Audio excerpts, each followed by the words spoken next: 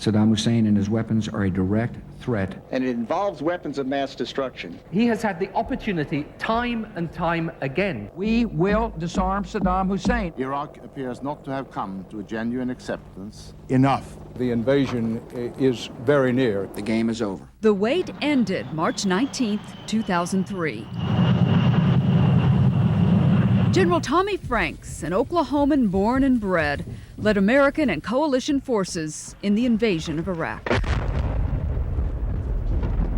Tommy Franks spent the better part of 3 decades preparing for this day. But in the hours leading up to the invasion, his mind wasn't on tactics, politics, or firepower. He was thinking of the land that shaped his childhood, the land he knew was worth the fight. Thinking about my mom and dad and thinking about the creek beds of southwest Oklahoma and all that, because I think that's where our values come from. I think that's where we learn what we think is important. It's about 20 feet deep right now, out in the middle. His Oklahoma roots taught Tommy Franks the importance of a good fishing hole and a steady aim, telling the truth and doing his chores. As for academics, that too would shape his future. After high school, Franks headed off to make his mark at the University of Texas. So I lasted 2 years, flunked out, said, this is enough, you know? Walked in downtown Austin to an Army recruiter station. I said, I'm your Huckleberry, sign me up. And from that unlikely beginning was born a 4-star general. I actually did not decide to be in the United States Army as a career until years and years and years later. I just I thought, oh, this is cool. This is fascinating. And I think that still applies to a lot of kids today. Franks has been out of uniform for more than a year now.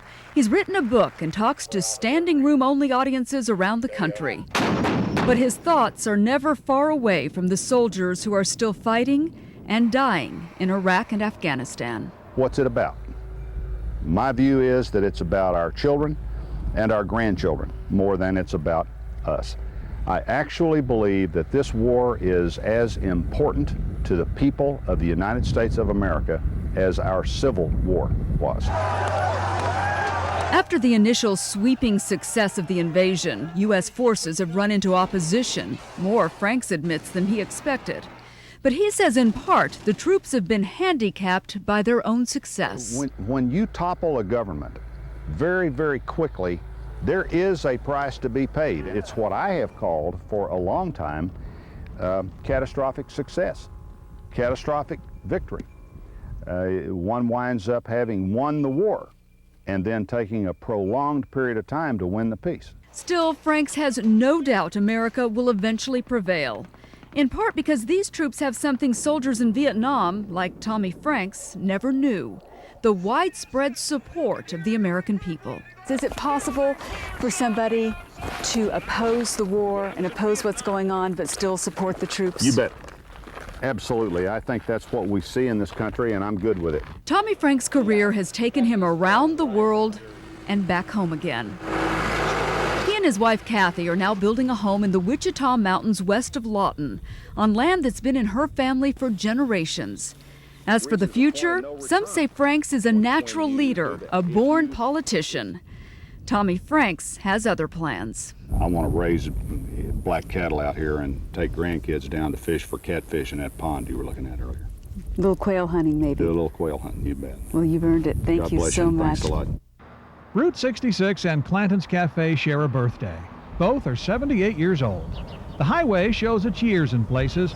Clanton's has never looked better. People do not sit down at the table and eat anymore, but they can come in here and get your meatloaf and get your pot roast, and it's all just like Mom and Grandma used to make. That's Melissa's mom and grandma. In fact, it goes back further than that. Sweet Tater Clanton started it all. He's great-grandfather. Then came Cleve and Verda, Tom and Linda, and now it's Melissa and Michael's turn. How are you? Fine, thank you. Both gave up successful careers in Denver to come home and serve up chicken fries because it was time to take their turn at the highway's oldest family-owned restaurant.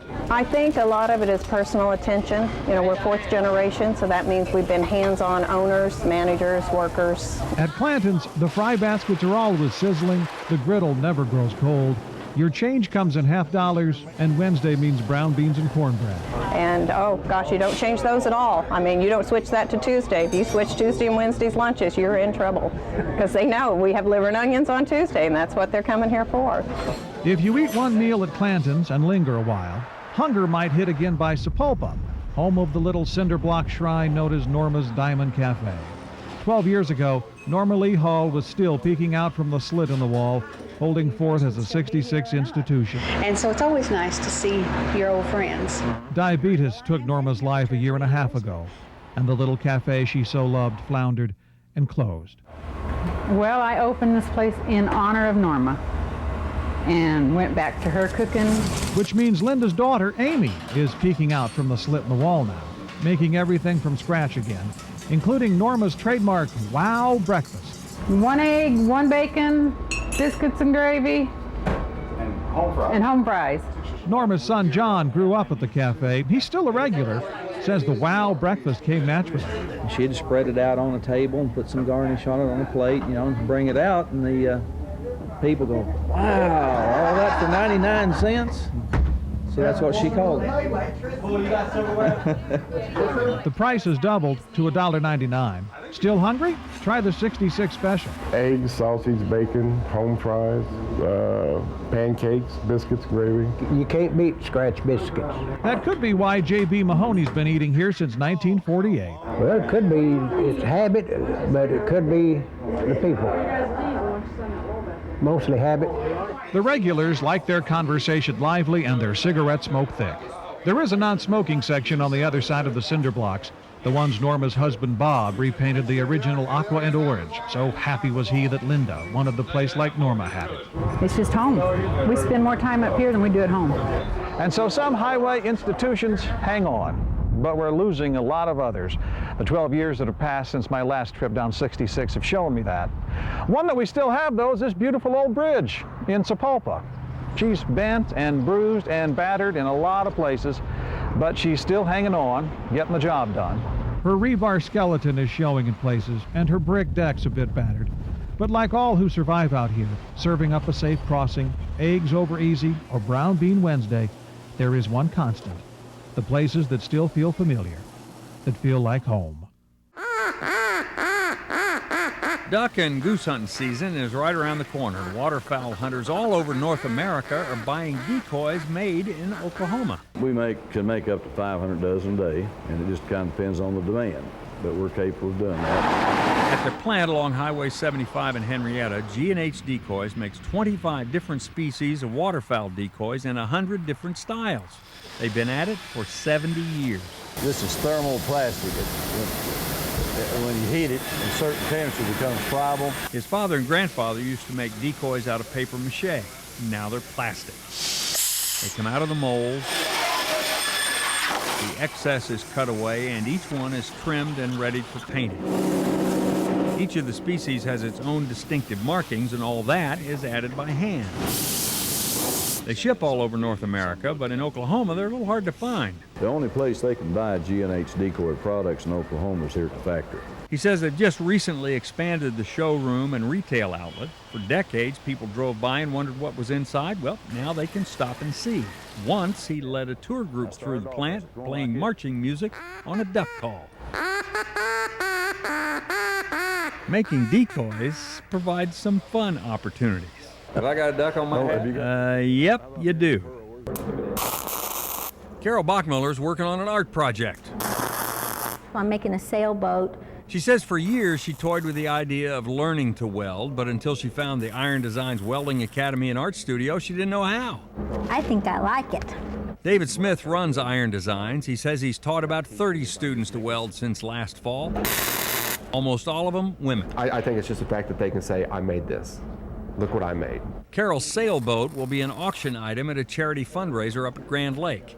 This is a lawn ornament she made last week. She's going to wait for the regatta too. See, she's holding a sailboat. When she's not welding, Carol's a hairdresser.